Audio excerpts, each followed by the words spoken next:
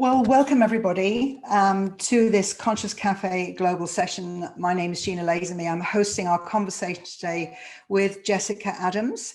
We've hosted a conversation with her before, and as today it was hugely popular and it's one of the most views videoed on the ConsciousCafe.org website. So I encourage you to go and watch that. What she talked about when we spoke to her in August was this year.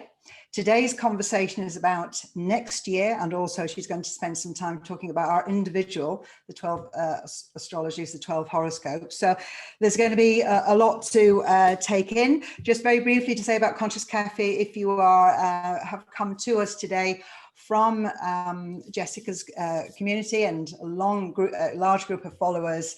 Conscious Cafe, we're a global organization, started in the UK. Judy Piatkas, the founder, is on the call with us. And what we've been doing for the last 9 years is having conversations in small groups about things that matter. I'm the host of the Conscious Cafe group up in Skipton, Yorkshire.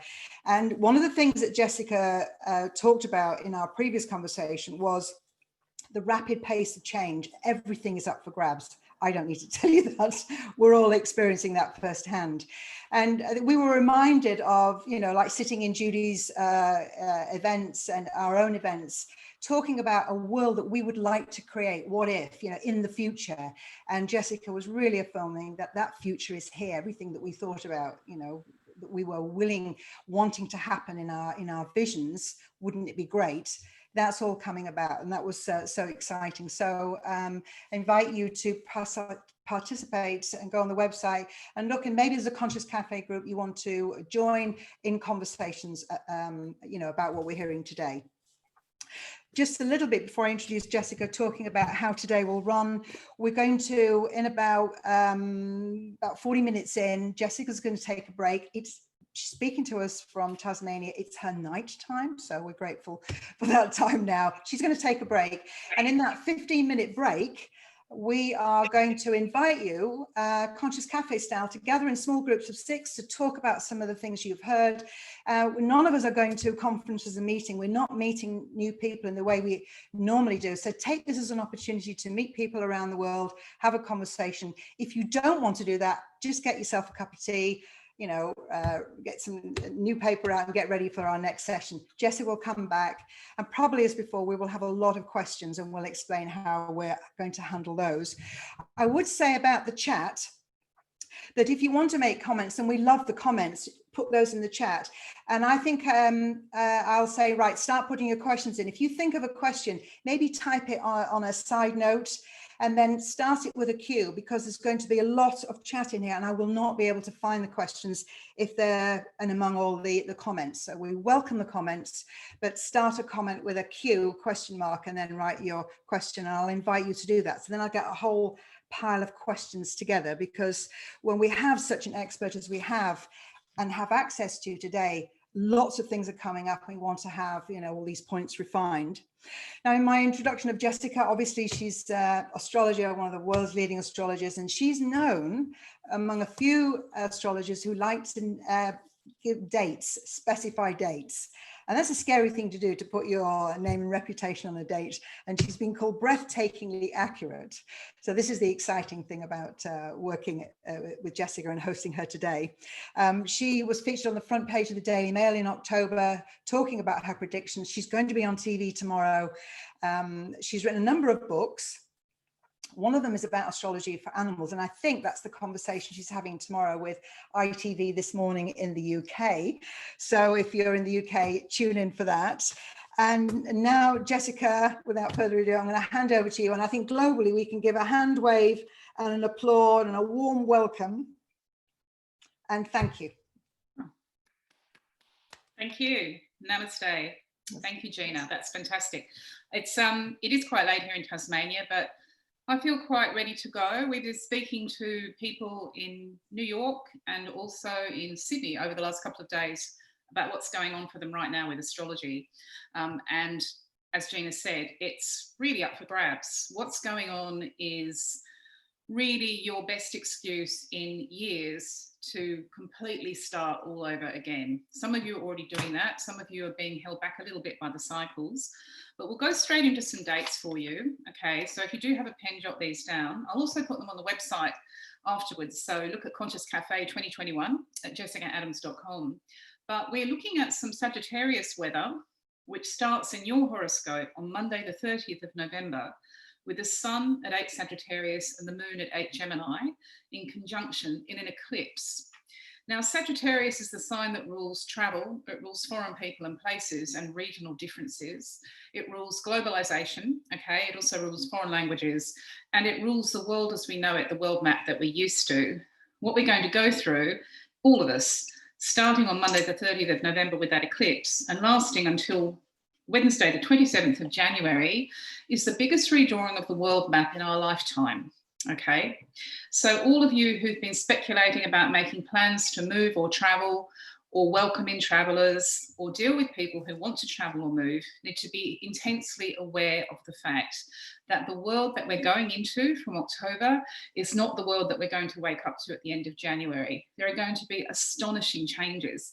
Now, I did show this map in some of the other sessions that we did yesterday. This is the upside down world map, okay? And there is New Zealand at the top. I hope you can see that.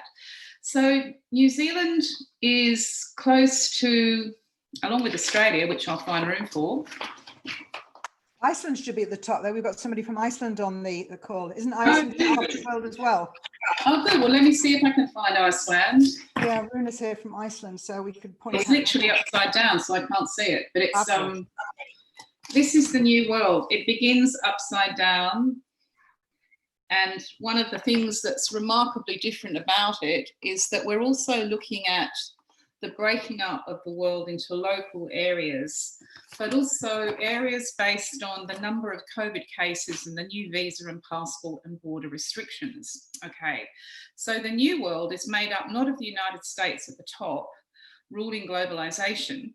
The new world is very much about your local area and how you can control what happens in your neighborhood, your county, your town, your city, your local regional state, because that's where the future is heading. And it's coming towards us really quickly because a couple of things are going on. We have the North Node going through the sign of Gemini, which rules the local area, the community and the neighborhood. But you also have Uranus, the planet of revolution, coming towards us from 2026, also in the sign of Gemini. So the late 20s and early 30s are about a local revolution. Even if you've never taken that much interest or had that much time for the 25 miles or 25 kilometers outside your front door, it's increasingly going to become the known world for you, okay? The other thing that we need to watch with the dates is Friday, 11th of December, we have the South Node at 19 Sagittarius, the Sun at 19 Sagittarius, and the North Node at 19 Gemini. So we're beginning to see the setting up of this local global pushback happening. It will affect the way that you holiday. The future is about camping, okay? It's about caravans. It's about the new solar powered caravans. It's about tiny houses on wheels. It's about crowdsourced and community funded acreage, wilderness, nature, woodland that can be accessed for your next holiday. This new emphasis on the local is also very much about taking care of the natural environment, because when that's all you've got, that's your new Paris. You want the water to be clean in the river, in the wood, okay? And you want the animals to be there so your children can see them. So all the panic and the emergency that we've had about nature will be slowly but surely reversed over the next 2 years. And it begins with this idea about local thinking. The other date that I'm going to give you, and these are all turning points for this sort of change where you live and in what's happening to you, is Monday the 14th of December, when the South Node at 19 Sagittarius is in conjunction with Mercury at 19 Sagittarius and opposite the North Node at 19 Gemini. So with Mercury in there, there's a little bit more news, a few more announcements. At this point, you are beginning to see the breaking up of the United Kingdom into 4 nations and possibly 5, okay? This is all based on some very old charts for the UK. People are surprised when they hear that a country has a horoscope. But if you're looking at the United Kingdom of Great Britain and Northern Ireland, you're going way back to the Romans. So one of the very first charts that we have shows the Roman invasion. But we're also looking at really old charts for Scotland. Scotland is already making the move to separate and close her borders. What you're going to see in the United Kingdom, and in fact all around the world, in the United States as well, over this year and into early 2022, is the breaking up of enormous countries with sprawling populations into their original chunks, okay? So when you start out with the United States of America, you start out with the state of California. Well, we're going back there. California may very well be one of the first United States to separate. Scotland is already making her move. Wales is putting her toe in the water by trying what it's calling a fire break. But what we're really going to see in this new world where the world turns upside down is the New Zealand model. Okay, I know that Jacinda Ardern has already been in touch with the President-elect Joe Biden about COVID-19 management. And what New Zealand has done and what Australia has done is really unusual, because they have effectively disconnected from the rest of the world temporarily and chosen to then reconnect, but only with each other. And New Zealand's so fussy, they're not even letting Australians in, okay? We're not quite there for them yet. But variously, in this part of the world, as the world turns upside down, what we're seeing is state of emergency rules, homestay, curfew, slow down, okay, and shut down for a limited time. What we've been seeing to date is typical mutable sign weather. The mutable signs are Virgo, Pisces, Gemini, and Sagittarius. And whenever you get mutable signs and slow moving cycles going through them, you get constant change, chopping and changing. Nobody knows where they stand for very long. So 2020 has been a year of experimentation. People have tried bridge and bubble travel, what they call bridge and bubble, but it hasn't worked, okay, because it hasn't been done in a lasting, permanent, committed way. And they've been trying all sorts of tactics, from declaring temporary closures and what they're calling a lockdown, which is actually the word for a 1970s American jail strategy.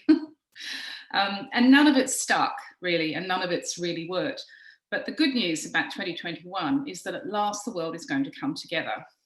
And it's all around this new Aquarius weather that's coming in on the 21st of December, which is also going to affect your personal horoscope in quite a resounding way. But I'll give you some more dates.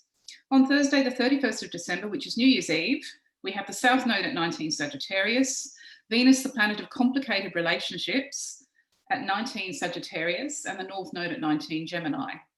So for all of you who are in long distance relationships, or who have a former partner who's in another country or another part of your country, New Year's Eve is exceptionally karmic in nature. The South Node and North Node move backwards through the zodiac signs in cycles of approximately 19 years, and they go on pretty much forever. So we associate them with the past coming back to the future. And the year 2002 in particular is going to be very important for those of you who have complicated relationships with people from other states or countries. If there may be questions here about your partner's nationality and your nationality, their family in Italy, your family in the Yorkshire Dales, wherever you are, New Year's Eve, if it's along those lines for you with relationships or family relationships, is heavily karmic. So when in doubt, go back to 2002 and ask yourself what was going on, because it's coming back. Not literally, but symbolically. We then go to a period of time that I spoke about at the last Conscious Café, which deeply concerns me as an astrologer, so I need to pass it on to you. We are going to see tremendous problems with travel, transportation, emigration, cruise ships, shipping, and the airlines between January the 24th and Wednesday the 27th of January. The reason for that is that we have what's known as a T-square. And a T-square is tense, it's troublesome, it's unusual, it's like gridlock, okay? If you can imagine a T like that, and you can imagine shipping or planes or traffic trying to go that way and this way and being blocked, that's what we've got. And this T-square is in the sign of Sagittarius, international travel, foreign people and places. It's in the sign of Gemini, which rules everything from Eurostar, okay, to P&O, crossing the English Channel. And it also brings in, talking about P&O, shipping specifically and cruises, because Pisces and Neptune in Pisces is very much about all of that. So here we have a crisis, okay? You thought the Ruby Princess was a crisis. This is a deeper crisis, but it also pulls in airlines as well. We're very likely to see the collapse of at least one airline, if not more, and certainly some of those cruise ship companies. So be aware that when we're talking about this Sagittarius weather, it's all that, okay? And the world that you think you're dealing with as you go into December is certainly not the world that we end up with by the time we get to the end of January. I'll now look at your sun sign chart or your solar chart using the tarot to help me. We race through it. This is the Smith-Waite Tarot deck, which was created by Pamela Coleman Smith and Arthur Waite using astrology. They were trained in astrology at the Golden Dawn. Pamela created it in the summer of 1909. She created it at Small Hythe in Kent, among the other places. And most of the cards have an astrological coding or correlation. So Aries, your chart is the Lovers, okay? So I was talking about complicated relationships.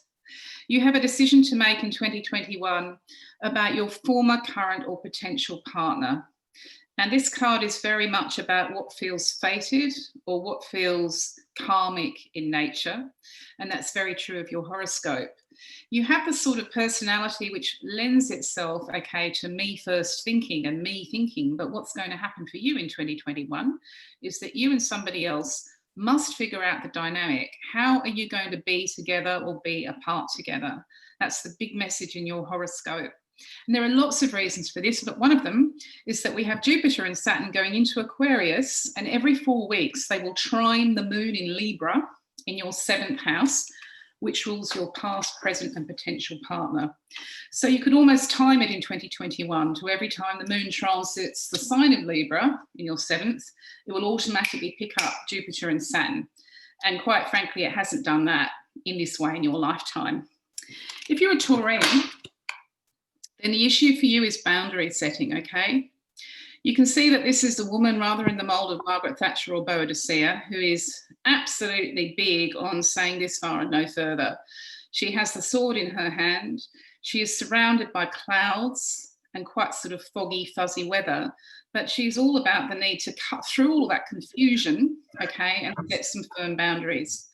So what we're getting here for you, Taurus, is a decision about friends and the group, which is long overdue. Because if there is anything in your life which has been cloudy and Neptunian and foggy and fuzzy, it's the club, the team, the society, or the association, and the friends within it. So this is somebody saying this far and no further.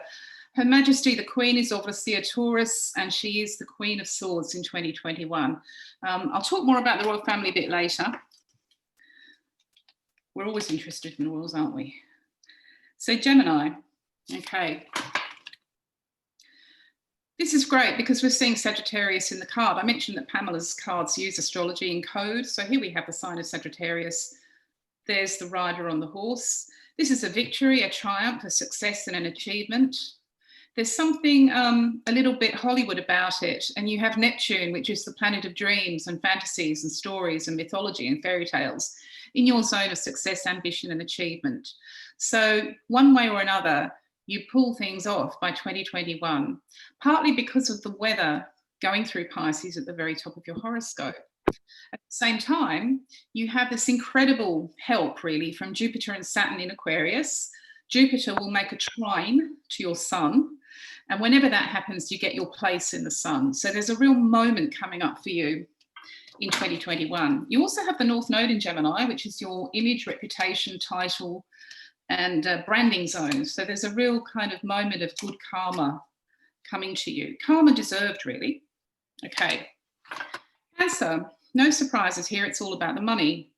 So on the 21st of December, when Jupiter and Saturn go into Aquarius together, you have serious shot at some seriously big money, okay?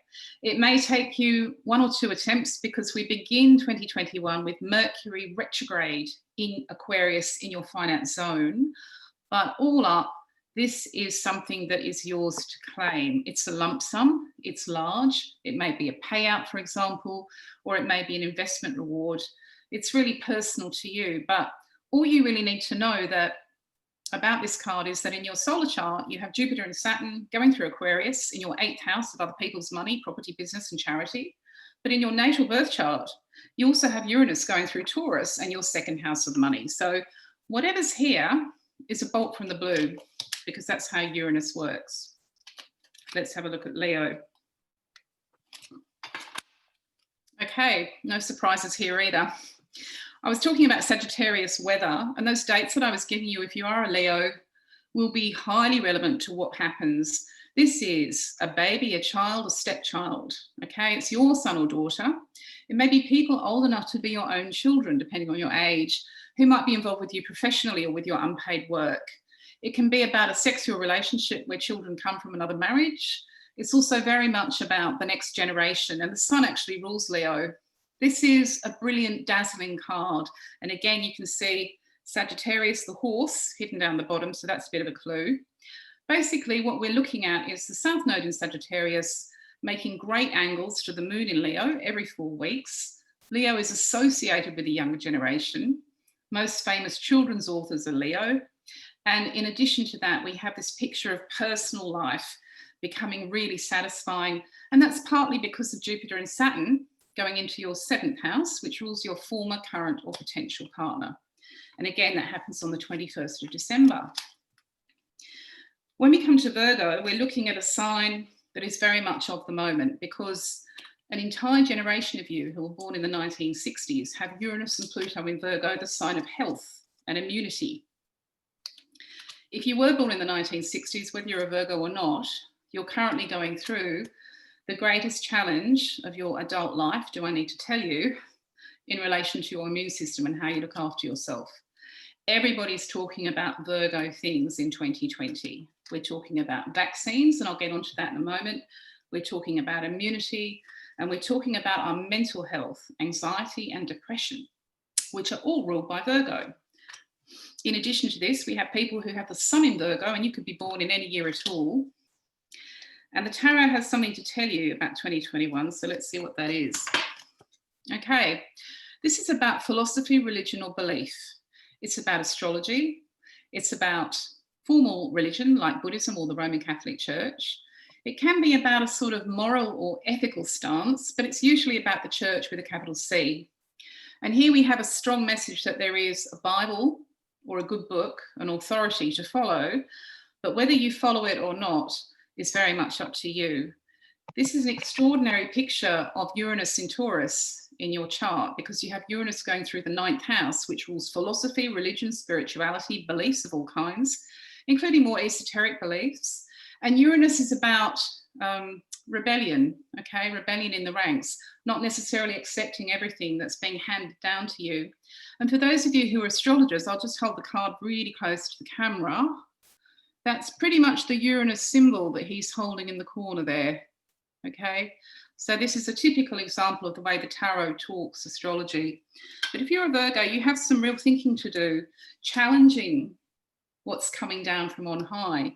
And it could be Hinduism, it could be a cult, it may be the religion that you grew up with, but there's something there for you to sort out. Okay, Libra. The dates that I gave for the Sagittarius weather for you, Libra, are incredibly important. This is a card of potential travel or travel in the mind. And it's all about the world map that I was talking about being redrawn. If I hold the card up to the camera closely again, you can see that this man is holding the world in his hand, okay? Of course, it could be a woman because many of Pamela's drawings were sexually ambiguous. But this is you, and you have 2 projects. One of them you're across and you're trying to transport it or take it. It may also be a qualification. You're trying to take it regionally or overseas, but you're forgetting about the second one. This is a typical sort of Gemini conundrum. And in fact, you can see the Gemini logo on top of the card there. So what you're going through is a third house, 9th house nodal transit all the way through 2021. And classically, this means that you have the idea, the project, or the qualifications, and you don't know whether you should take them globally or locally, but you know that you're going to have to transport them. Meanwhile, you've got the Gemini stuff going on, so there are 2. There are twin ideas or projects. Don't neglect one in favour of the other. If you can juggle. Gemini is very much about the juggler. So we're getting into Scorpio next. Okay, there is the Page of Swords. If you do possess these cards, or if you're going to buy a deck, look into them in great detail, because most of the time the message is concerned with detail and the tiniest of the illustrations. So at first glance, this is clearly a picture of a Mars transit, okay? And you're having it. You're having it in your zone of work, unpaid work, housework, study, health and well-being. And Mars has been retrograding, okay? So he's stuck. He's going round in circles, which is why this card looks so stagnant or stale. It's almost as if the Page of Swords doesn't know whether he's going backwards or forwards. So the first message in this card is very much about your work, your daily routine, your lifestyle. Incidentally, this is the zodiac sign of the President-elect Joe Biden. So here he is. He wants to get to grips with America. He wants to get to grips with the Pentagon. And instead, he's got Mars retrograde until January 6th. So if you're a Scorpio, mark January 6th in your calendar, because at that point, everything starts working normally. This may have been people at work holding you back, or you yourself not sure which way to turn, circumstances getting in the way of you moving forward with health, with well-being, with your daily routine. But the other tiny detail in the card is the circle of birds, which is that Aquarian group I was talking about. So for President-elect Joe Biden, that's the Democrats, and for you, it's whatever your principal group is next year. But this group is coming down to land, okay? And it lands on December the 21st. Fascinating time for Scorpio people with the group. It's not necessarily going to be straightforward for this president, okay? But it's going to be productive. Sagittarius. Well, okay, so you would almost expect to see this card. This is a multitasking Renaissance person who is both receiving knowledge and also handing it out. This is the card of knowledge exchange on an esoteric level, on a spiritual level, but also an intellectual one. If you're born under the sign of Sagittarius, you are the sign of the moment because you have the South Node going through Sagittarius, okay? But you also have this incredible transit with your ruling planet Jupiter going through Aquarius, which is the third house of your solar chart, which rules education. It rules part-time and full-time courses. It also rules public speaking, teaching, obviously. It also rules anything that involves high-tech, cutting-edge communication on the internet.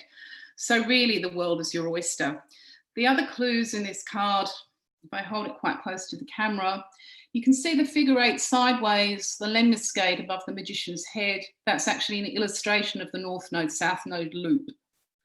So the North Node and South Node work in a kind of a figure 8 knot of time. So there you are. There's a third clue in this card, and it's about the year 2002. So if you want to know what karma you've earned or what karmic settlement you need to make in terms of knowledge exchange, go back to 2002. You might have been at university that year, for example. You might have been at a tech college. Capricorn.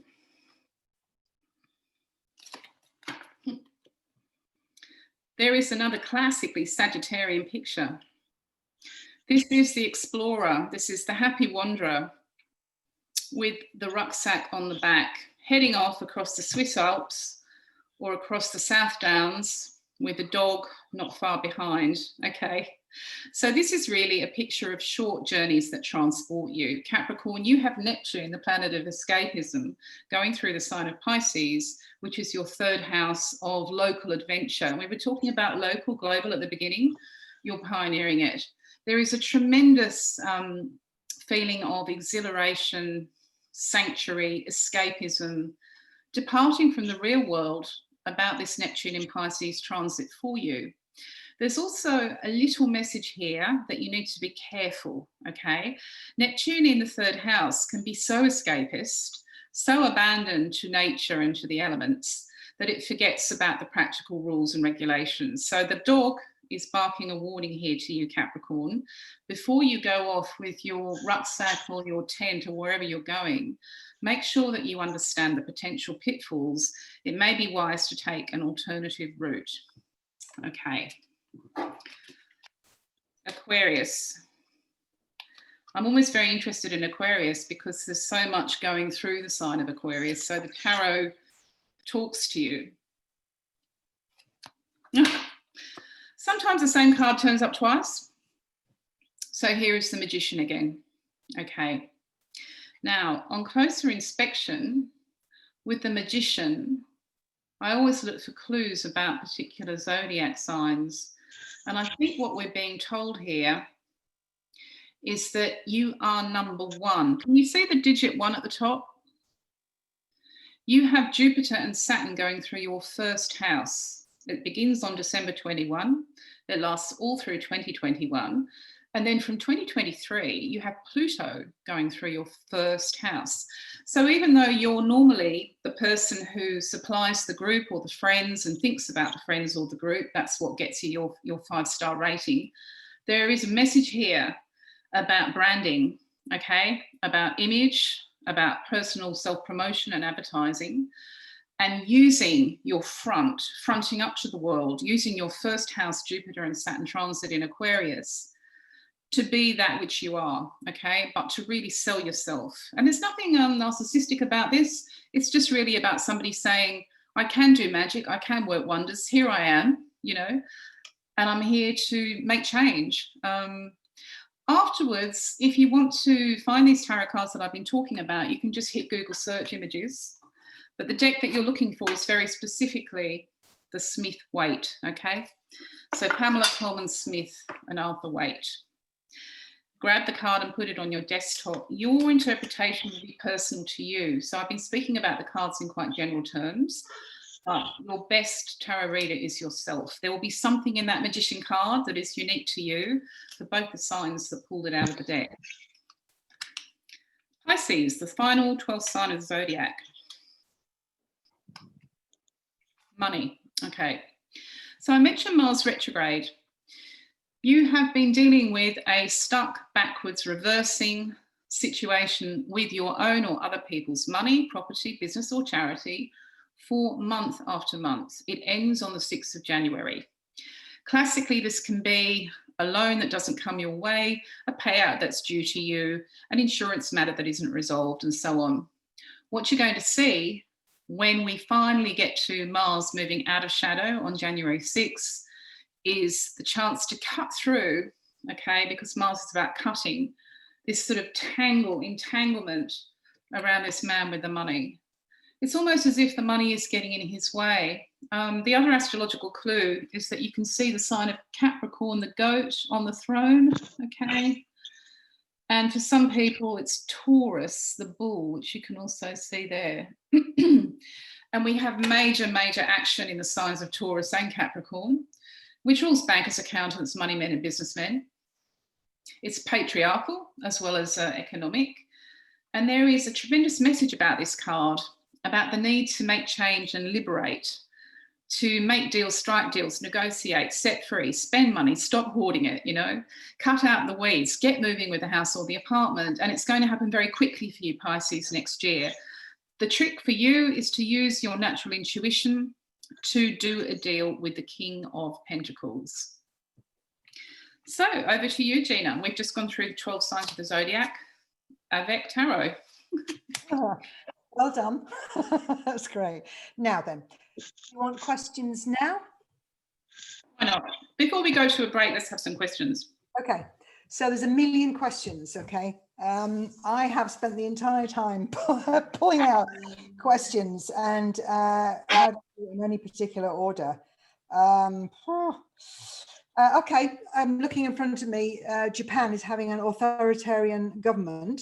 The current cabinet was born on September 16, 12 noon GMT, news released on that time. Is it possible to explain what's going on with Japan and what ordinary people will go through in the next few years or 2021? So I picked that out about Japan. Okay, that's a great question. I'm so pleased that you asked it, because we have a lineup in the Japanese chart, which also lines up with Syria, Russia, the Ukraine, Brazil, and France. And it's probably one of the biggest cover-ups, I would have thought, of the 2020s, okay? On the 14th of December, we have the sun and the moon at 23 Sagittarius, which hits the horoscopes, the national horoscopes of a huge range of countries, including Japan, which has the sun at 23 Aquarius. So I mentioned Aquarius as a sign of friends and groups. So this is about Japan's place in the United Nations and also among her sister nations in the Asian trading bloc. It's also about her new trade relationship with the United Kingdom after Brexit. But there's more to this than meets the eye, because Russia has a few horoscopes, but in one of them she has the moon at 23 Taurus, which is the sign of the economy.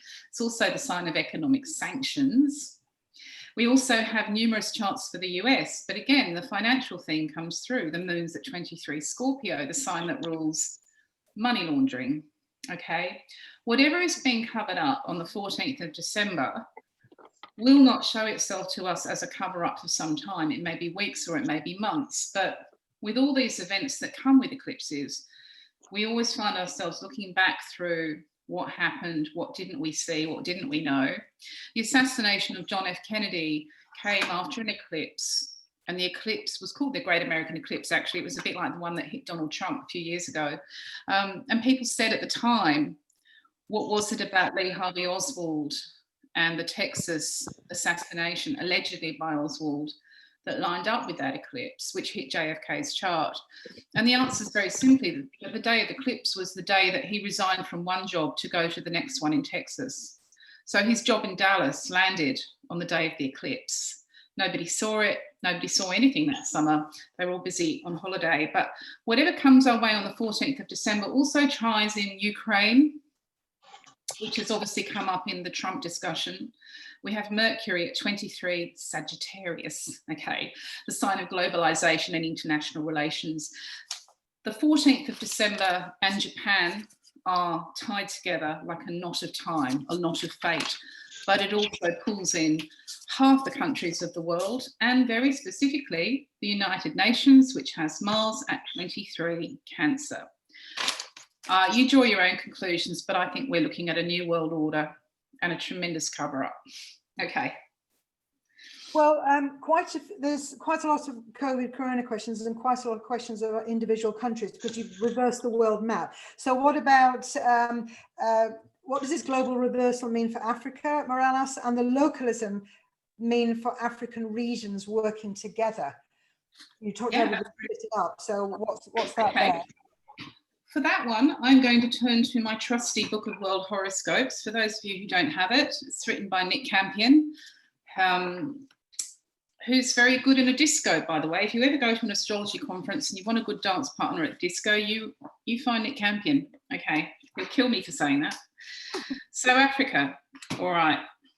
Is that a book that the layperson could easily read, or do you need to know a little bit about astrology to understand it? No, a layperson would do very nicely with Africa. I'm wondering if there's a particular part of Africa that we should be looking at. I mean, it's such a diverse country. In general, Kenya, Ghana. Let's have a look and see if we can get Kenya. Bear with me while I flick through millions and millions of national horoscopes, including all the horoscopes for the United Kingdom, which are multitudinous. Yes, so here we go. Born on the 12th of December 1963 in Nairobi. We have a strongly Aquarian chart here with Saturn at 18 Aquarius. Sod's law, it's 1 degree away from that 19-degree pile-up at the end of January. Yes, you are going to see a very difficult rebirth of Africa, almost an enforced alliance between states and territories that feel an affinity, but are also in the new world of COVID-controlled regulatory travel, because the future is going to be decided by statistics and numbers based on rising or falling cases. It's going to be based on quarantine and acceptable levels of transmission. Okay, Africa already has a tremendous problem with HIV/AIDS, obviously. One of the massive issues that's coming through the world horoscope over the next few years, that there is a tremendous similarity between COVID-19 and HIV/AIDS, okay, in terms of the problem and also the solution.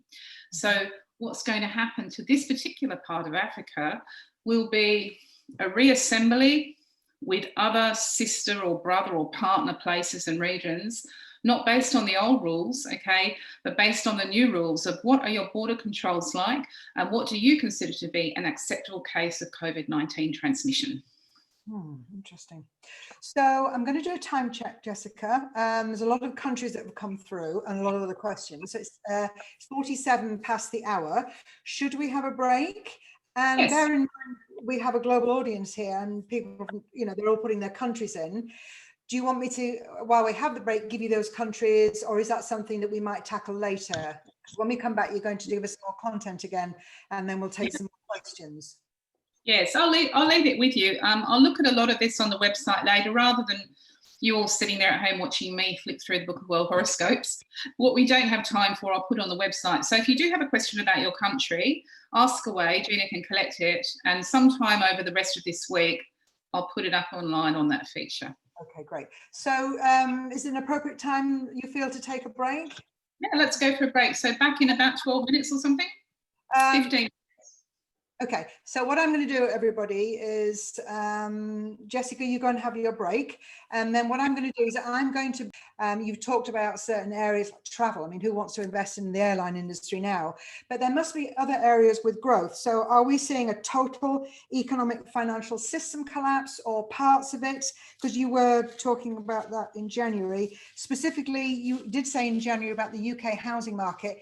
Is that a recalibration in the month, or is that a crash for the whole market? Did I say Bitcoin? And then we've got these countries again, and Africa came up as in terms of political change in this moving around. Are we headed for Zimbabwe-style takeovers? Bear in mind, you also talked in America about this group leadership, different. Is that just America, or is that the style of global leadership? Or we will see the political landscape change with another despot or whatever. Oh, not Zimbabwe style takeover wasn't a despot. That was taking away, wasn't it, from the despot. So there's flagging up some of the themes. Okay, so the whole the global currency situation, whether it's Africa, whether it's Britain, Europe, Australasia, is dominated by one world currency by 2026, okay? So astrologers have been talking about this for quite a long time, for the very simple reason that Uranus is the planet of revolution and new invention and liberation and freedom. And when it goes into Taurus, which is the sign that rules currency, you get new currency. It's not Bitcoin, okay? Because Bitcoin is corporate. Bitcoin doesn't belong to the people. Bitcoin is not about les gens du monde, it's about the elite. Very, very rich American corporates and bankers investing in something that they think is going to make them a fortune. But the principle is there. And in fact, blockchain took off when Uranus moved into Taurus. The HSBC became the first bank in the world to use blockchain technology within days of that happening. But the other thing that happened when Uranus went into Taurus in May 2018 was that Her Majesty the Queen, who is a Taurus, made sure that the Magnitsky Amendment to the Money Laundering Act became United Kingdom law. And this ties into a massive issue which is coming through about human rights abuse, money laundering, and the heavy hand of the United Nations, okay, coming down. So digital one world currency will come out of a massive banking crisis that goes on for years, all right? It's not just one crash, it's not just one bubble bursting, it's a whole lot of them. And eventually we get to the point where we can be liberated from the banks. So apart from anything else, nobody's going into a bank anymore. The high street banks have become these sort of dinosaur, buildings, these empty buildings. Nobody wants to handle paper money. They don't want to handle coins because they don't want to get their hands on anything that could be carrying the virus. But on another level, what we're going to see is the actual value of money in your country and even your local town or city changing and adapting to meet you and your friends. We're going to see a return to community banking. So if we think about the north of England and the old working men's and working women's friendly societies and credit unions, much more along those lines where we're going. So you'll have one world digital currency, whatever it ends up being called, but you're also going to have a range of currencies to choose from. So you could go through a website based on eBay, based on those sorts of crowdsourced or crowdfunded financial organizations, and you could select your digital currency and go into the piggy bank of your choice. But it's got nothing to do with the capitalist piggies, because we are in fact seeing the end of the age of Capricorn, which was all about power at the top coming down. And we're going into the mini age of Aquarius, which is power being shared collectively across people, a bit like the Zoom faces I can see at the top of my screen. The only thing is, okay, this is a really important point to make. Friendship becomes really, really serious because partly of these friendly societies after the year 2023. We get Pluto going into Aquarius, which is the sign of friendship and the community, but we also have Uranus still in Taurus, okay? And unfortunately, those two are coming at opposite ends of the horoscope. So from 2023, you're going to see this sort of combination of social media, the community, the local area, your own currency. You don't need banks anymore. You give and borrow and exchange with each other, which is a lovely idea. But the reality of Pluto in Aquarius is that your friends become so much more to you than friends. So that's a whole other ball game that we have to look at. But we are going to see, I think, the sort of banking crisis that sets people free from debt that was never their fault. Okay, that's a really important point to make. And the other thing about the United States of America is that it's a group effort with the Democrats, okay? And Michael Bloomingdale never went away, and he's an idealist. So the United States of America is headed towards an economy based on the rich paying tax, and that is also going to affect you a lot. Okay, long answer. Long answer. What about where to invest in all this up and down? Like, we move away from the travel industry. Is there or should we just keep our money not investing? Because I heard what you say about the banks, but there's a few questions here about where to invest. Okay, so the if I had money to invest right now, if I had $100 and I could put it anywhere, I'd put it into electric bicycles. Okay, I put it into the new caravans and the new glamping. You think you know glamping? You don't know glamping. We're looking at solar and alternative power technology that hasn't even been invented yet. And we're looking at, if you think about 1950s travel, if you think about the Secret Seven and the Famous Five going off with, you know, a picnic hamper on the back of the bicycle and a tent on the back, pedaling away through beautiful countryside, that's the future of travel. Apart from anything else, as the world gradually adopts the models set by New Zealand and particularly by Victoria, Australia, of eliminating the virus, one of the golden rules that we followed in Victoria was we were only allowed outside to exercise for 1 hour a day. Okay, so your hiking or your 1 hour becomes incredibly important to you, which is why the rise and rise of the bicycle is one of the things to watch. My money would be on tents and camping. It would also be on hiking and bushwalking. It would also be on the new market gardens or the new allotments, which are going to be run along sort of Gen Z, Gen Y rules. They're very, very good at getting together and pooling their resources. What you're going to be able to do is buy yourselves maybe 10 acres of land in Wales and each pay a reasonable amount. And that's your organic part of that market garden or that allotment. This cycle that we're seeing is really similar to the war. Okay, so it's keep calm and carry on, dig for victory, all right, and make, do and mend. And from that, there is money to be made. Okay, there is money to be made. Fantastic. There's a question about housing, and you did say about the UK, but specifically I'm going to flag up like apartments post Grenfell fire, found out they were clad, you know, and they can't sell, they can't leave, they can't get a mortgage. So they're in debt. So that's unfair debt. So what's going to happen in the UK housing market, specifically the high-rise accommodations, where you are held there by unfair means, as it were? What kind of thing might happen there? I don't know whether you follow all that. Yeah, in astrology, housing is ruled by Cancer, the zodiac sign of Cancer, the crab who carries the home on her back. And very high apartments and high-rise is ruled by Capricorn, the mountain goat who climbs to the top of the mountain. And what we've seen since 2008 actually has been this really difficult cycle, because every 4 weeks you get Pluto or you get Saturn or the South Node in Capricorn opposing the moon in Cancer as she goes through the sector of your horoscope that rules flats, apartments, houses. So it's been incredibly difficult for people struggling with these issues about where to live, how to live, habitat, environment. What's happening on December 18 is incredibly important because Saturn leaves Capricorn. Okay, so one of the biggest pressures has just gone.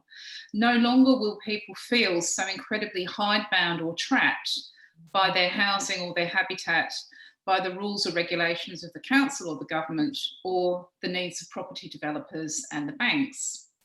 There are a couple of changes that are going to come through. One of them is being pioneered already in Europe, and it is the rise and rise of the super tree. So what do you do with apartment buildings when they're empty, or office blocks when nobody's going to work anymore? Well, you basically pioneer organic vegetable and fruit and herb gardening within the high rise, and you begin to develop particular kinds of plants which are specially grown to ventilate the air and grow outside the exterior of the building. This all sounds like sort of whack job science fiction, but in fact Uranus in Taurus has always arrived with these incredible innovations in gardening and in organic growing. So a lot of these places are going to become super trees, but in terms of accommodation, affordability, room to move, space, habitat, all of that is being driven by people power from the 21st of December for years into the future, particularly after Pluto goes into Aquarius. All that habitat strain and stress that you've had has always been about the Capricorn Cancer opposition, okay? And that's just going, it's absolutely going. So you really notice it. From about Christmas, a lot of people are going to start talking about new rules and regulations, new economics, new taxes, the lot, and that will affect the way that you live, and it will affect the quality of your life as well. Mm-hmm. Wonderful. Going to shift to the vaccine now. A lot of people, what about the vaccine? Will we have one? Somebody's pointed out, I think Jan pointed out, in your prediction in the mail, there will be no COVID-19 vaccine. Do you still believe that? Because I think we've had 3 companies come forth in the last 7 days. We have a vaccine. So anything on the vaccine?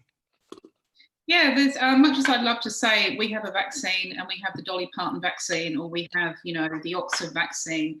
The truth about the charts that we're seeing in astrology for the next few years is that we are seeing huge mutable sign stress. Whenever you get that, you get another HIV/AIDS vaccine story. Mm-hmm. If you were born in the 1960s, you've already been through this once, okay? You were born with Pluto and Uranus in Virgo, the sign of health and immunity. And since the 1980s, your generation, my generation, have been living with HIV/AIDS and no vaccine in sight. It's really important to be a realist about this stuff. It's extremely good for the Dow Jones, very good for the share market, but the fact is that all the big press releases are about vaccines that have not been peer reviewed, okay? Yeah. And the truth about vaccines is that they take decades to develop, if at all, and the amount of money that's been poured into finding a vaccine to prevent HIV/AIDS or cure it is astonishing. Bill and Melinda Gates amongst the many who've given money to find a cure, find a vaccine. The pressure on the Virgo generation from Neptune in Pisces lasts until at least 2026. We're also seeing the mutable sign weather Gemini, Sag, Pisces, Virgo continue for decades. So I'd love to say, yes, that's it. That's the answer. Here we have a magic cure that will cause no side effects, be easy to apply, affordable for all, and the rest of it. I just think that we're going to be in 2021 waiting a really long time. And I think we need to be realists and act as if we might not have it after that, that we need to look at other options apart from just sort of waiting there and holding our hands out for the jab. Mm-hmm. Okay. Well, it's a long conversation. It's vaccines, and I suppose it's giving a short-term optimism and buoyancy, but I hear the long view. There's a question about treatment for long COVID. Somebody, Elanta, talked about having had long COVID for a year, or whatever she's working with includes natural health. So I'm just going to flag that one up about treatments for that long COVID. Seems to have lasted a long time. Okay, so long COVID is ruled by Virgo. Anybody who has a chronic issue with immunity or health, medical stuff, should look to their Virgo planets, asteroids, points or angles in the 6th house of the horoscope, which in natural astrology is ruled by Virgo, because Virgo is not just about the body, it's also about the spirit and the mind. And one of the things that you need to be doing if you've been living with long COVID is look at how it's affected your mind and your mental state, and how your unconscious mind might also be partly behind what you're living with, which is a very complicated area. But you need to remember that Virgo is ruled by Mercury, the planet of the mind, and it's also opposite Pisces in the 12th house of the chart, which is about the unconscious. So the first thing I do with readers when they talk to me about any medical issue that's been going on for too long is ask them to look at their head, okay, not just the rest of the body, but look at what's going on in here, and have a really long conversation with yourself about work and housework and unpaid work and your work ethic and service and duty and all that stuff, because Virgo rules that too. And the bottom line about COVID-19, long COVID or short-term COVID or whatever, is that it's fundamentally about you being unable to work. So your relationship with work has to be the first thing that you look at. This is a completely alternative way of looking at a terrible, terrible virus, which has claimed the lives of at least 2 of my friends. But it is important to point out that Virgo should be your first line of inquiry. You need to remember it's ruled by Mercury, the planet of the mind, but it's opposite Pisces, the sign that rules the unconscious mind. And you would benefit from going more deeply into your psyche and your spirit to look for answers that go beyond the physical. Great, wonderful. I'm going to switch from COVID and vaccines. Well, slightly, it's linked, but in trust in leadership, you have talked about shifts in leadership on your session before and today, and specifically what's come up about being lied to by leaders. We feel like we're being lied to by our current leader in the UK, Boris. When do you think that we'll have a situation where we trust what we're being given and told? The whole issue about lies, Barack Obama calls it truth decay, which is fantastic, you know. Neptune is in Pisces, and it is, as I mentioned before, in a T-square, developing T-square with the North Node in Gemini, which rules the media, and it rules social media, and Sagittarius, which rules academics, experts, okay? And whenever you have that tension between communication, the media, social media, and Neptune, which is all about fantasy, there is always a risk that you're going to get people who are delusional, okay, who control the media or who report to the media. And what we're seeing in the United States is absolutely remarkable. I mean, it's almost as if we're at delusion stage, aren't we? If that was my grandfather, I'd call the doctor. Right, so this whole thing about being lied to and about what's true and what's real and what's not true and not real, something that Barack Obama said, which is astrologically bang on, is that in the future the only hope is to go local. Okay, so go for the truth to your local community. Stop trusting Facebook. Okay, I left Facebook years ago. Stop handing over control of information to enormous, vast corporations, which are basically being misused and abused by whoever wants to misuse and abuse them. You can trust the local stuff, can't you? You can trust your local community newspaper because you know the bloke is related to the woman who posted the ad. You can trust your local area and trust neighbourhood talk much more. People need to speak again the way that they're doing at this Conscious Café. So we're going to get towards a different sort of media and a different sort of internet. One of the things that's really important about Gemini Sagittarius is the dissemination of information, and what we're going to see over the next few years is the end of globalised internet. So the United States used to control the internet, no longer will, no longer can, no longer does. It's going to go very much to your own sort of corner of the world. And that's going to help with truth, because nobody can get away with what they used to get away with when all the information is being split up, okay? There's no central kind of control of it all like an octopus. That's going to help. But the other big change that we're going to see very, very close to Christmas is the beginning of shared leadership. Okay, so if Prime Minister Johnson cannot be the person to steer almost a war crisis style cabinet made up of Labour, Conservative people, then somebody else will have to, because the future belongs to the group and the future belongs to people across the political spectrum coming together. So President-elect Joe Biden is already pioneering this. He's bringing together Democrats and Republicans, okay, into the same space. That's absolutely 2021. The only leaders that we're going to accept, the only leaders who are going to make it are people who either are naturally inclined towards cross-party government or who are prepared to transform themselves into the sorts of people who can do that. But I would absolutely bank on, you know, Scotland, Wales, Ireland and England, Conservatives, the Tories, Labour, people who are independents, all being thrown together into this kind of pooling of resources. And the people that float and the people that last are the people that can make it work with those they disagree with, but in the interests of a common outcome. That's where it's going. It will happen really, really quickly. So you'll probably hear an announcement around about Christmas. Grand. What about, let's just throw in the word gold. What about gold? We talked about investment, just go back to any word on gold as a particular area of investment. Gold is very Capricorn, isn't it? It belongs to the elite. It belongs to the elite. And we're seeing the end of that. We're seeing the end of Saturn in Capricorn. Pluto will be gone from Capricorn by 2023.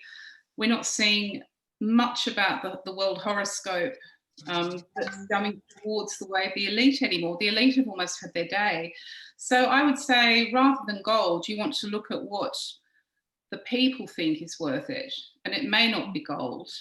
What we're going to see, I think, with Uranus in Taurus, which rules materialism and the material world, but also nature, is a complete reversal of what used to be the case. Okay, so used to place very high value on gold jewelry or gold ingots or diamonds and pearls. And what's going to be worth it to people in the future is probably a muddy field, because the muddy field is something that can be developed into organic crowdsourced farming, and it can be your next camping holiday. So that which we used to dismiss as being not of any value at all becomes highly valuable. And the other thing that's really interesting is the teenagers, because all the teenagers who are walking around the planet today, and you probably know some of them, have outer planets in Aquarius. So they are ready to go. They are behind the phenomenal victory of Biden and Kamala Harris. They are all about community, diversity and equality, and they have a tremendous interest in everybody and everything being equal. They're not interested in the elite. They really don't care about designer handbags. They don't want to know about that stuff. But what they really care about is that everything and everybody has a place on the planet, because Aquarius is about you are no more important than I am. And this extends to animal species. So, you know, I'm speaking to you from Australia, where we've had a government place a very high price on property development and a very low price on the koala. But teenagers love koalas, and they're about to become a voting and political force. And they want to see the diversity of species preserved. So conservation is coming back in a big way with Uranus in Taurus. And as for gold, you know what, talk to me in about 3 years' time. But watch that Aquarius weather, because I don't think Aquarius weather is about valuing gold the way that people value a koala. Wow. I want to talk about food. Something you talked about coming or gardening, buying acres and sharing, and it's come about food shortages, and particularly during in the global lockdown and pandemic, those who were already short of food. I mean, it really highlighted the global food chain and the poverty. How long will it take for the group leadership to shift things and that trickle down so that people who are enduring greater hardship now, there's a rebalancing in terms of food for them in this change process? Yes, it's all very much to do with discussions which have been happening at the highest level for a long time in secret. Everybody's been waiting for the leadership to change in the United States. Nothing can really happen until that happens, but it's coming. And the United Nations is about to go front and centre again. What you're also going to see is a massive shift in the old global economic system. A lot of it was based on money laundering. A lot of it was based on tax avoidance. That's going to shift as well. There has been this sort of 4-year waiting game, really, waiting for the Trump family to go, waiting for the Republicans to go, and nobody has been wasting any time. So plans are already in motion by people who are American, highly motivated, philanthropists, extremely rich, very well connected, who've just been biding their time. The new reality of the Aquarian weather is that you have as much equality and as much right as somebody who used to be in the top echelons, okay? So the world order's changing. We used to place a very high value on America being the world policeman, okay, and being at top of the food chain. That's all going to be flipped over. And what you're going to see is a kind of a correction or a kind of reckoning. And again, it's going to be the teenagers who are leading this, because they have also been waiting. They've been waiting to vote. For a lot of them, this is the first time in the US that they've ever voted. But over the next few years, in the United Kingdom as well, you're going to see all these 17 and 18 and 19-year-olds become the future leaders. And they are extremely sensitive to poverty and to inequality. They're sensitive to racism, to sexism, because they have incarnated to equalise. That's what they're here to do. Mm-hmm. So I'm going to tell you the topic sitting on the top of the pile here. One is in terms of countries. We talked a lot about countries, but South America doesn't get talked about very often. Sweden came up as they used a different model. What is your comment about that? What about mental health? And mass public daily life? Are we like this for years or shorter term? So, and the royal family. But I'm also going to say we've got 4 slides on the keynote. So what do you want to do? You want to show those slides and maybe talk about those things in the slides? I'll leave it up to you, Gina. Whatever you want to do, I'm easy. We can always put the pictures on the website later if that's easier. Do you want to make a comment about the slides we've got ready? Is there a comment to make? Yeah, let's just quickly run through them. And the royal family's come up, and let me just do screen share quickly then. Share screen and keynote. Here we go. Share. Okay, can you see that now? Yeah, can you see that? Oh, there's my prediction about the royal family. And there's my prediction about the US election on the 19th of October. It will be a shambles. What a surprise. And may be held up by court cases until November the 20th, 2020. So this is all Aquarian stuff. You know, fast forward to next year, the leader's not Trump and it's not Republican. It's diverse, it's community equality, feminism and women. It's about Black people. There is so much to be happy about next year. I think I have 3,000 Daily Mail readers saying, what a load of rubbish. And, hilarious, really. The climate crisis will be over by 2026 because of the Uranus in Taurus stuff that we've been talking about. You end globalization, you end carbon emissions, you end the climate crisis. But people, of her generation are the Aquarius generation. They've all got Uranus and Neptune in Aquarius. And they are raring to go, okay, as we've already seen. So that's the other reason that we're going to see the end of the climate emergency. The royal family, the Daily Mail did ask me this, there'll be no reunion between the princes. The Sussexes will invest time in a radical new farming venture. It will be an alternative product to coffee, chocolate or meat, okay? So that's just to recap that one. And again, that's Uranus in Taurus thinking. So I was talking about muddy fields that grow new kinds of fruit and vegetables. They're a good substitute for what you used to have to get shipped from another country. That's where it's at. The pandemic. Okay, so I said there will be no COVID-19 vaccine. We will learn to live with it. When the UK splits, each country will learn to cope with the virus in turn. That's a rewording of what I actually said to the reporter, which was that the United Kingdom will split into 4 or 5 nations to go for elimination. And elimination, as I said, is the New Zealand-Australia model, whereby, and I speak from experience, you go into a state of emergency, you shut down your airports and ports, you stay at home between 3 and 6 months, you have an hour of exercise every day outside, you have an hour of food shopping, you have a curfew of 9 o'clock at night, and every day you watch the cases go down. They drop and drop and drop and drop. Melbourne, Victoria has achieved 0 cases. And where I am in Tasmania, we've had 0 cases of COVID for over 100 days. So we have illegally eliminated.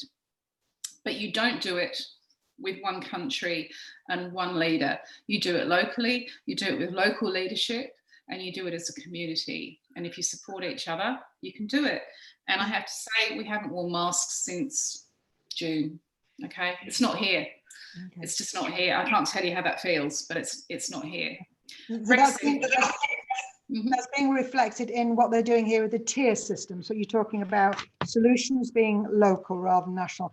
Do you want this one? There's 3 more slides, one with a map. Is there anything to say about this one? Oh no, sorry, go back. Okay, so that's Brexit, all right. Yeah. So Brexit is part of this. The astrologer Liz Green predicted this maybe, I don't know, 20 or 30 years ago. She said that the United Kingdom would no longer be the United Kingdom, effectively. The original article is on astro.com, and it's a brilliant prediction. So Brexit is part of this total reconstruction of what we used to call the United Kingdom, the astrological chart of which comes to us from the year 1801. The country will come back together. Okay, so it's like taking apart the jigsaw and then re-gluing it. But along the way, there's a fierce sense of locality and local community that grows up, okay, which is really interesting. If you've spent your entire life eating McDonald's and Kentucky Fried Chicken and watching Netflix and using Google and being under the thrall of Apple and Microsoft, suddenly your entire world becomes local again. So on to the next slide. I think it's a map of the United Kingdom, isn't it? Yep. 1, 2, 3, 4, 5 countries. Okay, so this is island thinking. This is island thinking. The funny thing about the United Kingdom is that it's tailor-made to eliminate, okay? Most of these islands, Australia is the biggest island, New Zealand is another island, have been able to do it by separating their territory into chunks and taking advantage of their island status. When I'm looking at this map, as you are, I can see Wales, which has a population of 3 million people. Well, in Australia, the state of Victoria has double that many people. It has a population of 6 million. But again, it has a kind of a common border with the rest of the country, and then it faces the sea. But the difference between Wales and Victoria, Australia, is that Victoria has eliminated COVID. Today, I think there was 1 death from COVID, and for almost over 2 weeks, 0 community transmission. Wales has been unable to do anything because she's not been allowed to copy the Victorian model. But honestly, you can see for yourself, it wouldn't be easy, okay? But it's going to be straightforward if it's required. If enough people move to make this happen, it will happen. And you can just see France there as well. This is the other obvious one. We may get ourselves into a position, and originally, when of course Calais was positioned there with Dover, there was tremendous, during the war, tremendous kind of traffic and communication going backwards and forwards. Well, you might see a repeat of that. So you could find, for example, that the county of Kent manages to get its cases down to 0 by shutting its borders, being allowed to shut its borders and its port, okay? And then you might see Calais, for example, doing the same thing. So these two have a relationship. This brings me to the Gemini weather that we're seeing this year, next year, and also from 2026. Gemini is about twins. So the idea of twin towns is going to become quite important. There'll be dialogue between places which are on the same level politically, taking the same measures against COVID, speaking each other's language. Okay. Next one. Okay. Yeah, this is the last one. Yep. I think so. So this is my friend Natalie Delahaye, who's an astrologer who I work with at the Sun Sign School. She was actually on CNN talking about Prince George's horoscope. And this brings us back to the royal family and the fact that on the 21st of December, we have a very unusual hit on the charts of Her Majesty the Queen and Charles, Prince of Wales. They both have an astrological chart geared towards 0 degrees of Taurus, which rules money, currency, investment, the share market, the royal palaces, the royal charities, Prince's Trust, all of that. And what we're going to see is a square, a perfect square, from Jupiter and Saturn in Aquarius, which rules we the people. So very, very close to the Queen's Christmas speech, whether it's made public or not, there is the most tremendous stretch financially for the royal family in many decades. It's right up there, you know, with the Windsor Castle fire and the tax scandal in years past. But it's, I think, probably going to be tied to that eclipse cover-up on the 14th of December. So watch out for that one. Okay. Right. And okay, we're complete now. I'm going to come stop screen sharing and I'm going to ask you about, let's just bring up mental health. Yes. That's come as a question. The rest of the question I can't remember, but you know, we are having a massive challenge with mental health. What's the future of that? How will we tackle that? Is it going to get worse or better? The mental health question, again, it's a Virgo concern, 6th house Virgo, ruled by Mercury, the planet of the mind. The common causes of mental illness are anxiety and depression. The less common outpourings of mental illness we're seeing with Donald Trump, who is about to step down as President of the United States. There is usually immutable weather, which we're getting, Gemini, Sagittarius, Pisces, Virgo, big outer planet and node cycles. A real concern with depression, happiness, unhappiness. In days of old, they would turn to God. Today, we look at big pharma and the pharmaceutical industry. What you often get with these cycles in history is somebody terribly famous acting out the lesson for you, okay? So the last time that we saw this was Diana, Princess of Wales. And in fact, she had a strong signature in her horoscope with Virgo and the 6th house. When she passed away, it was during Virgo weather. She famously suffered with bulimia as well as depression, and she was suicidal. What we're going to see in 2021, unfortunately, is a couple of really high-profile suicides. And that is going to get everybody to really re-examine everything that they're doing online. Okay, how they use online, the rules of online, if there are any rules at all, but also the fact that the drugs don't work. The drugs frequently don't work. So what do we do when that happens?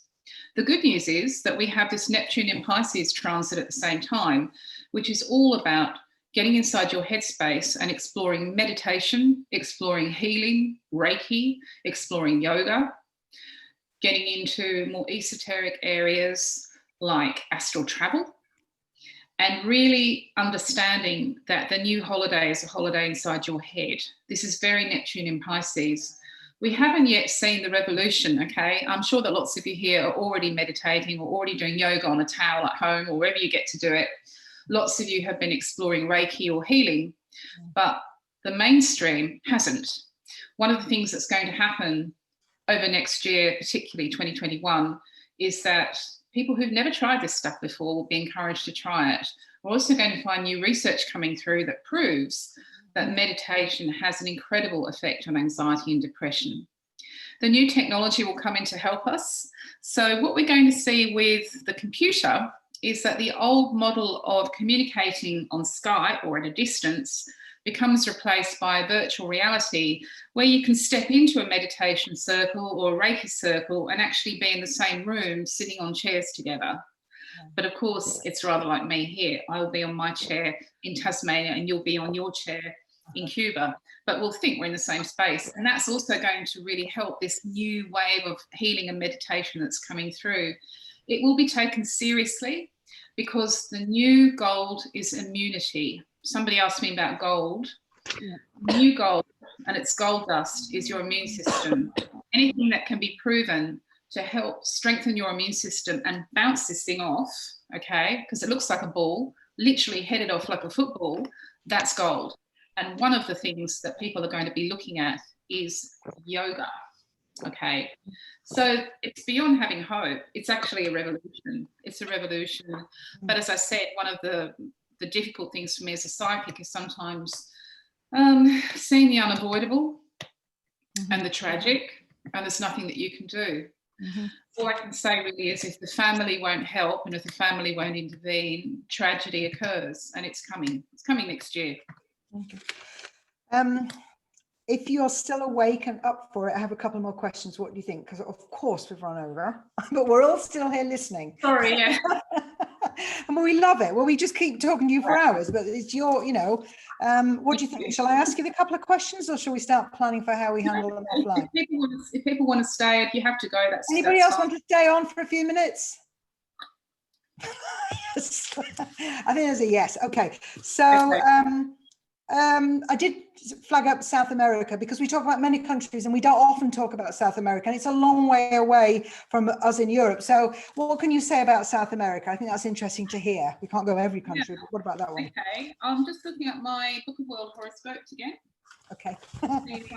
If we do actually have a chart for South America, and it doesn't look as if we do. So what I'll do is I'll turn to the tarot. Okay. All right. It's always good at moments like this. Ooh, the Chariot. Okay, so what we have here is South America dividing into two halves, two cities. You can see them both here, okay?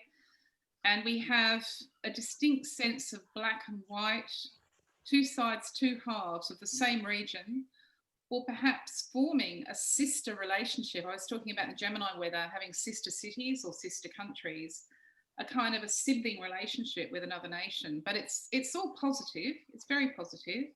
It will be coming over the next 7 months.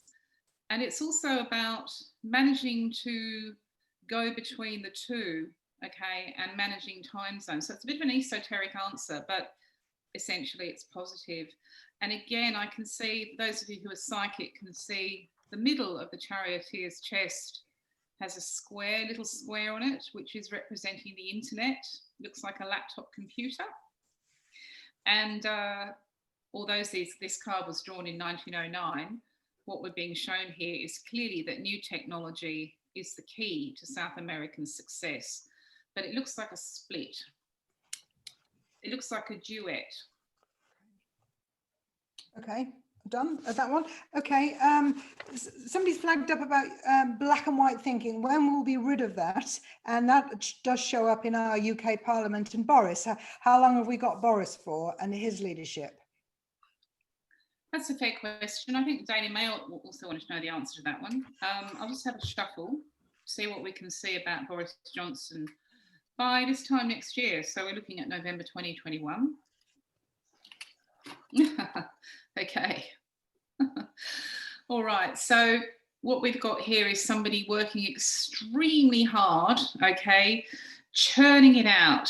This is basically Boris himself, but it's very hard to tell you if he's actually still your prime minister or if he's knocking out a few books and articles there.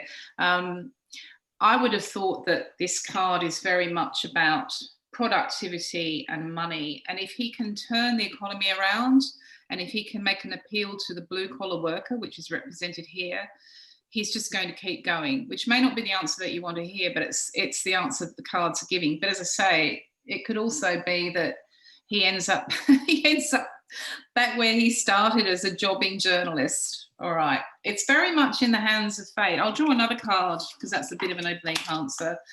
Let's see where we're going with Mr. Johnson, Prime Minister Johnson. Those are his children, okay? So there's clearly, I think, a move away from being the Prime Minister with all that load on his back to either job sharing or perhaps stepping down to spend more time with the children. Of course, he's become the father of a new baby. It's all looking a little bit like job sharing or perhaps stepping back. Okay, great. Okay. Wonderful. And Lee has flagged again and asked a number of times about South Africa, and she's saying specifically, are we headed towards a Zimbabwe-style takeover and political story? Are the minority in danger, especially with farm murders, etc.? So that's what she's flagged up about South Africa. Okay. Okay, so that's the card for South Africa. That tells you pretty much everything you need to know. It's about the removal of the potential for more violence and conflict, okay? When you see somebody like that taking the swords, it's actually removing the possibility of another war or another battle or another long period of protracted violence.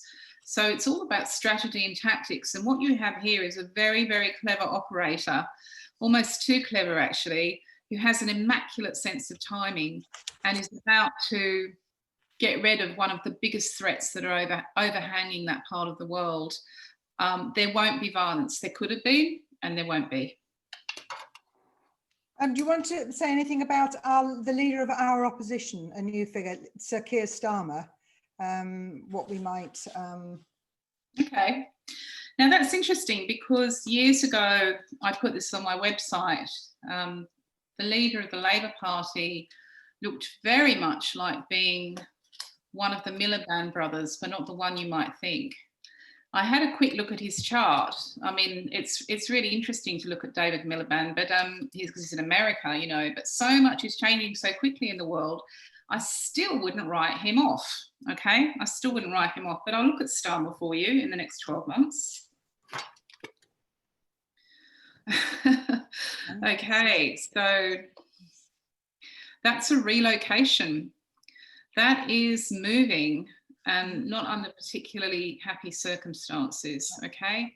Now, this may be personal, so he may actually be on the move, actually switching to a new home, but there's a sense of actually getting away from the part of the UK where he's tied and having to do it because of problems within the party. I'll just show you the Aquarius logo hidden in the water. Pamela's cards are all coded. Aquarius rules community, diversity, equality, and it does rule the Labour Party of the United Kingdom. But this is a situation where everything's a bit kind of gloomy, and it looks to me very much as if there's going to be an exodus from the Labour Party that he'll be involved with. Wow, that's interesting. Whoa. UK public daily life, we're not allowed out. We've talked about various aspects of coronavirus, but what do you see about us mixing? I know you talked about borders, but do you see the UK daily life being in a tiered lockdown for a while, or we've got some opening coming? The first thing to say is that they're going to stop calling it lockdown. Okay. Because psychologically, as soon as you call it lockdown, you make everybody feel as if they're in prison. There will be a strategy developed over the next couple of years, but with immediate effect, okay, in the north of England and in Scotland, which turns old thinking on its head about the way to proceed. I know that everybody wants to get out and get away and wants to know how soon, when will it happen, when will it happen? But what hasn't happened yet is the discussion about the economy in America. And that can't happen until we actually get the inauguration on the 20th of January. Once that happens, you find that the old agreement that was made between Trump and Johnson back on the table for consideration, the special relationship is back on the table, and then you can start looking at the realities of money and economics, and from there comes the new system. So it's not going to be locked down, it's going to be much more like the New Zealand model, and the relaxed restrictions will be customised and tailor-made for your part of the country. There still might be a little bit of shambling around and stumbling forward, but eventually there is a system in place and it will be adapted to suit the local community. Okay. I'm just going to, I don't think we can tackle all the countries put forward as much as we'd like to, because then you can do your background research. But somebody said like the best place that young children and babies might have a chance being born, where might be a better chance for them? So that sounded like an interesting question. Yeah, really, it depends on your chart, and this goes for everybody. Countries have horoscopes, so you actually need to look at your chart, the children's chart, father of the children, and see what the dominant sign is, and then find yourself a country which gets on with you as much as you get on with it. It's quite true sometimes, you know, in the old days when we used to sort of roam the world, we would end up somewhere and we just didn't get on with it. I went to Moscow once and Moscow kind of spat me out as soon as I got there. And I later looked at the chart and realised why. Totally incompatible with me on every level. And it's the same with you. If you have a look at the countries that you feel at home in, the countries that you, or the areas even of the UK that you've had good or bad experiences with, they all have horoscopes, and that horoscope will either be compatible with your chart or it won't be. So that would actually be the first thing to look at. Wonderful. We've had a myriad of questions, and I am going to save the chat. I think it might be a good idea to draw things to a close, because we literally go all the countries in the world, which we'd love to do. And you know, what I might suggest is, if people want to put it in the chat, and we will keep the chat, is if people were interested in Conscious Café facilitating discussion groups around today's session. If you've been on today and would love to chat in groups with various Conscious Café leaders who are on the call, we could facilitate that if that's of interest. So people can put that in the chat, we can pick that up later. If you still have questions for Jessica, you can put them in the chat. I think that's probably the best place for them to be, because then we can pick them up. Future Conscious Café events, we've got 2 or 3 central ones in December. They will be on the consciouscafe.org website, as will this video eventually, but we're going to send a link to this recording out quickly. I don't necessarily think you need to see it again to come up with questions, but what Jessica has very kindly offered to do is to the unanswered questions, and that often will relate to countries that we weren't able to include, is answer those questions in you're going to do it in two ways, aren't you, Jessica? You're going to do it on your website, jessicaadams.com, as a special corner for Conscious Cafe there for these dialogue, and people will be able to see the answers for those questions, won't they? Other people's questions. Yes. And also on Twitter, Jessica Adams on Twitter. I think you're not going on there now. Are you going on there now? It's 10 minutes to midnight in Tasmania, so I usually log on last thing at night, and then I call it a day, just because it's time zone. So yeah, so you might be there for a few minutes, but that's where we'll find you. And for the next 2 or 3 days, you're going to be open house on questions, which I think is a very generous offer, because I think, you know, we've had quite a lot of information. My head's buzzing. I'm sure everybody else's head is buzzing. And I think we need that time to reflect on it. And as I say, Conscious Cafe can host some dialogue and conversations, if that's what people would like, to talk about how will this impact me? How will it impact my family? What do I see as a business opportunity around that? What industry am I coming out of? I'm in the hospitality business.